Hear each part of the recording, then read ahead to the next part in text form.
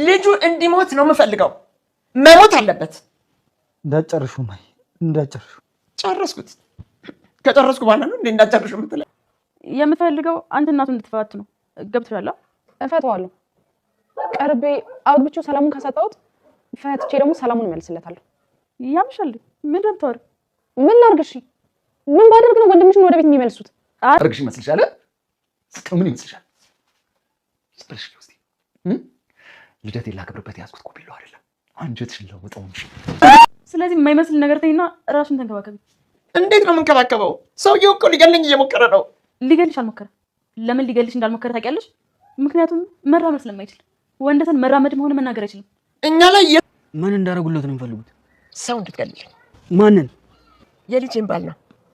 ሳይቀድመኝ ልቀድመው ይገባል። ለዚህ ስራ ደግሞ ከአንተ የበለጠ ማንም የለም። ምን ልትሰሪ ነው የመጣሽው? እባክሽ አታልቅሽብኝ። ካልጋው ራቅ ብለሽ አልቅሽ። አልጋዬን አታርጥብብኝ። የሚፈልጉትን ነገር አድርግልዎታል። ምንድን ነው የምፈልገው? አስቻለው እንድፈታው የምፈልገውን አድርግ ያላሉኝ። ነገርኩሽ እኮ መፋታት ብቻ ምንም ቁም ነገር አይደለም። ሆድሽ ውስጥ ያለው ልጅ መሞት አለበት። እሺ እንደፈለጉ ልጁን ታስወርጆች። ተመስገን ፈጣሪ። አሁን ሰማኸኝ? ምስጋና ምስጋና።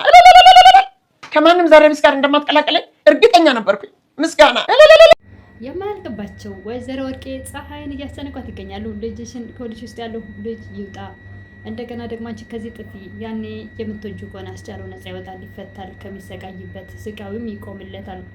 ልጄንማ እንዴት አስወጣለሁ በሚል ፀሐይ እጅግ በጣም ደንግጣለች። ነገር ግን ደግሞ አስቻለውን እጅግ በጣም ስለምትወደው ሊጎዳም ፈቃደኛ አይደለችም። እጅግ በጣም ግራ ተጋብታለች።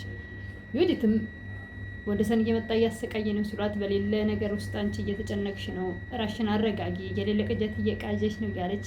አሁንም ዩዲትም ራሱ ልታምናት አልቻለችም። ነገር ግን አሁንም ስራውን እየሰራ ነው።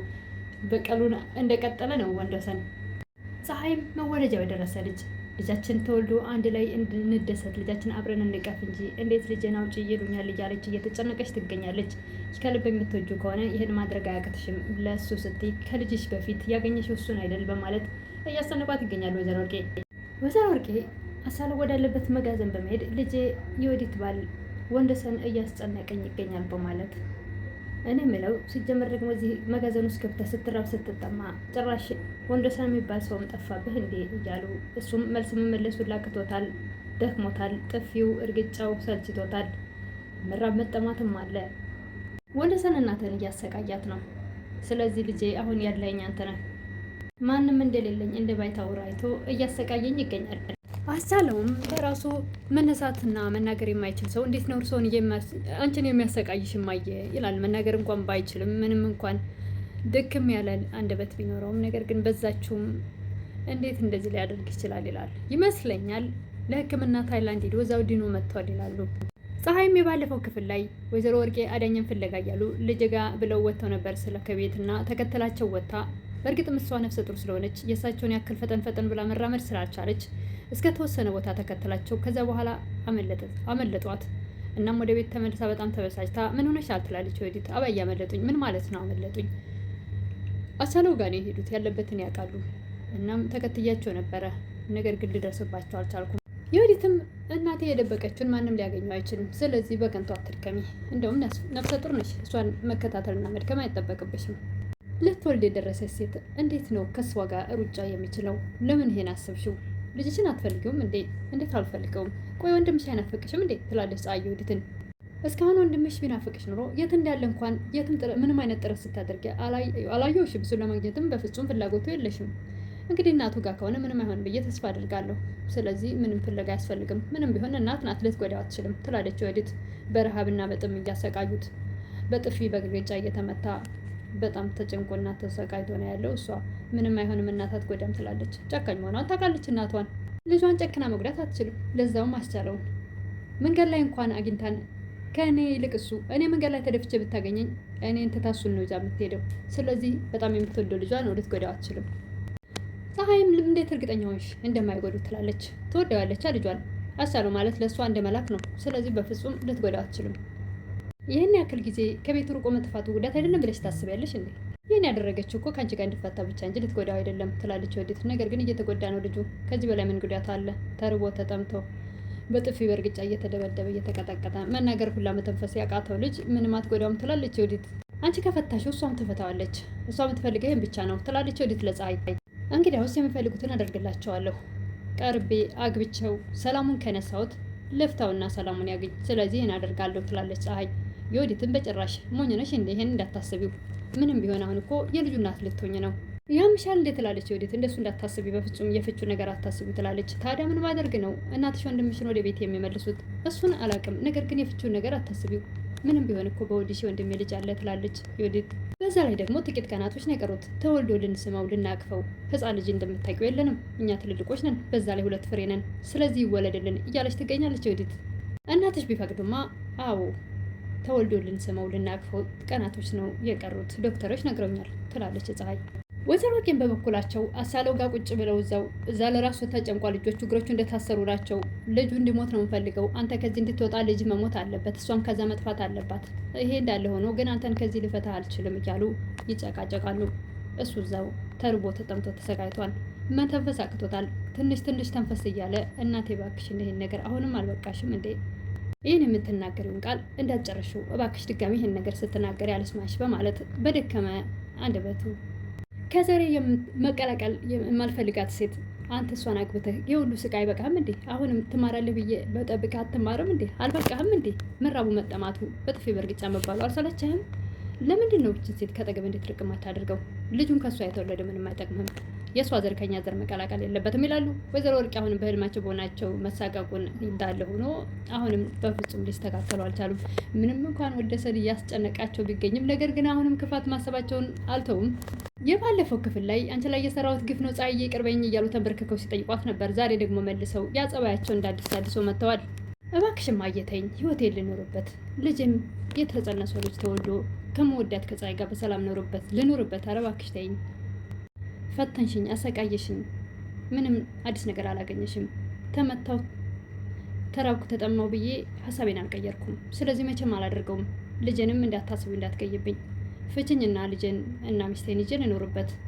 እኔ የማን መጫወቻ ስሆን እንዴት ዝም አልክ? እንዴት አስቻለህ?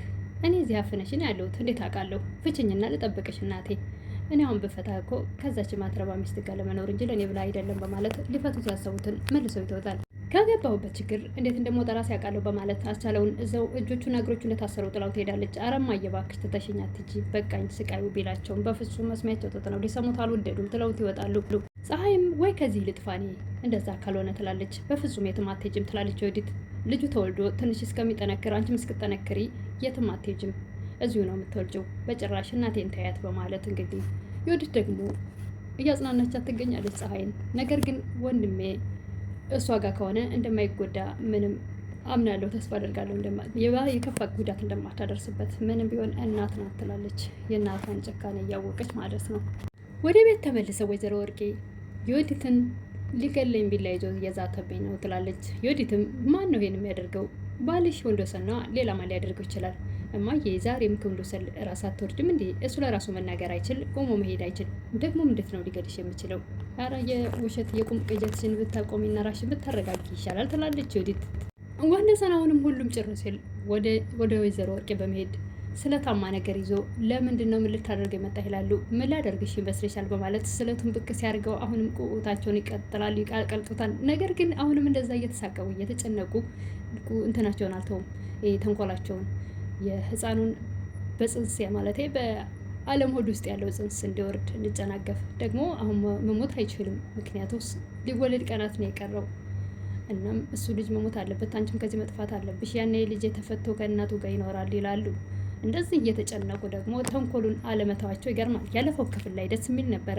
ፀሐይ በድዬሻለሁ፣ አንቺ ላይ እና ሌሎች ሰዎች ላይ የሰራሁት ግፍ ነው፣ በህልሜም በውኔም እናንተ ሳታዩት እኔ በመንገድ የማላስኬድ ብሎ እያስጨነቀኝ ያለው ወንዶሰን የሰራሁት ግፍ ነው እያሉ ተንበርክከው ይቅርታ ሲጠይቋት በጣም ደስ ብሎን ነበር። ነገር ግን አሁንም ተመልሰው እዛው ላይ ናቸው።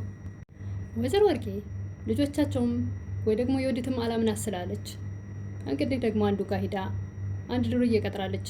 የምትፈልገውን ገንዘብ እሰጥሃለሁ፣ የልጄን ባል ግደልልኝ የሚል መልእክት አስተላልፋለች። አያስቡ አሁኑኑ አደርገዋለሁ ብሏል።